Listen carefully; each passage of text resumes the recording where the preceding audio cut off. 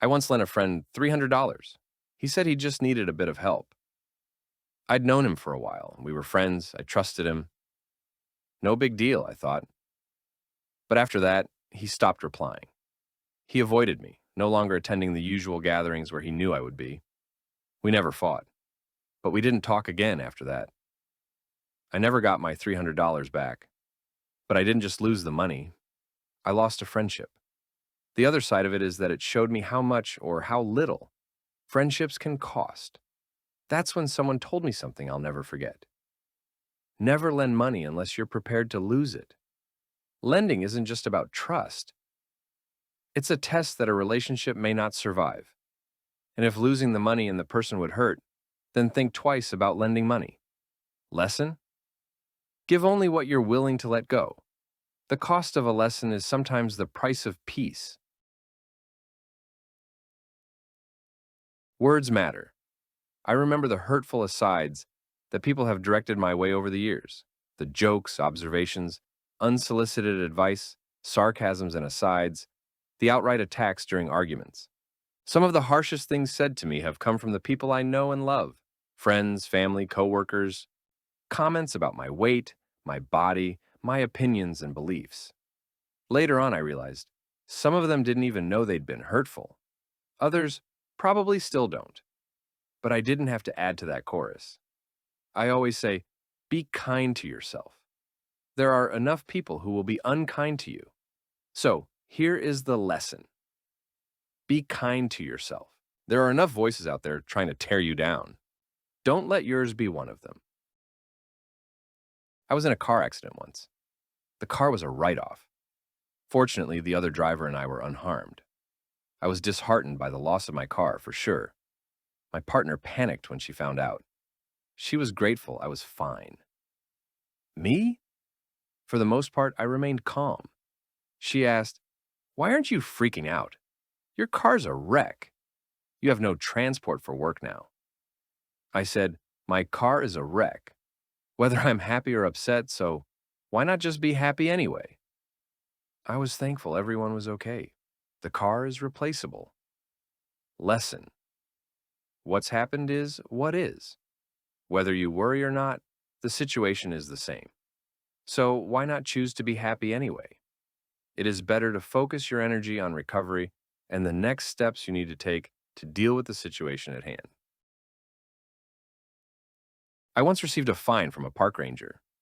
I was showing some visiting friends around and parked just outside a national park. I forgot to display the permit, a simple mistake. The fine was $250. Normally, I would have just begrudgingly paid the fine. But here's the thing. I got it into my head to write them a letter. So I did. I was honest and explained how it happened, mentioning that I was just excited to show my friends around such a beautiful place, and asked if the park management would please reconsider the fine. After a few weeks, I got a response from the ranger's office. They'd rescinded the fine. I've had many more moments and incidents like these where asking either improved the situation or led to opportunities later on. Asking is free, and if you don't ask, you're less likely to get the result that you want. Here's the lesson. If you never ask, you're unlikely to receive. Closed mouths don't get second chances. I was having coffee with a colleague, Anne. Mid-conversation, I said, "You should pitch that idea to marketing." She paused, leaned over. "You do this a lot," she said. "Try that again," without starting with, "You should." I laughed. "Why?" She sipped her latte and said, "You should feels like a command. People don't like being told what to do, even when it's good advice." That hit me. I'd been trying to help, but it came out like I was giving orders. So I rephrased. "Have you considered pitching the idea? It really suits your strengths." She nodded. Much better. Since then, I've tried to catch myself every time I felt a "you should" coming. I suggest, I invite, I ask. And people actually listen more. Lesson? If you ever catch yourself starting with "you should," stop, suggest, don't instruct, and never as advice. Influence starts with respect. The very first time I went to the beach, I was scared. It was a blustery day and the waves were breaking violently against the shore. It took a bit of prodding to get me to wade in. I found myself standing at the shoreline, at the spot where the waves crashed over. I was knocked over again and again. I had sand in my mouth. I was dazed and unsteady getting up. Change feels like that. Loud, unpredictable, a little scary, and can bring you to your knees. And then I realized, standing where you are is not safer. Recognizing the wave coming and then running towards and diving underneath it is what got me through. And so, it is with change. Meeting changes in your life head on make you stronger. So here's the lesson. Life doesn't wait. Meet change head on. Recognize them as opportunities. That's how you stay standing. Abraham Lincoln once had an issue with someone he was dealing with as president. He was so upset that he sat down and wrote a letter, telling the man exactly how he felt. At the end of it, he folded the letter and stuck it in his desk drawer. Lincoln never sent it. Miyamoto Musashi, the great swordsman, once said, "Control your anger. If you have anger toward others, they have control over you."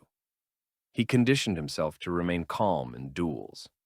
He would observe of himself, "I am angry."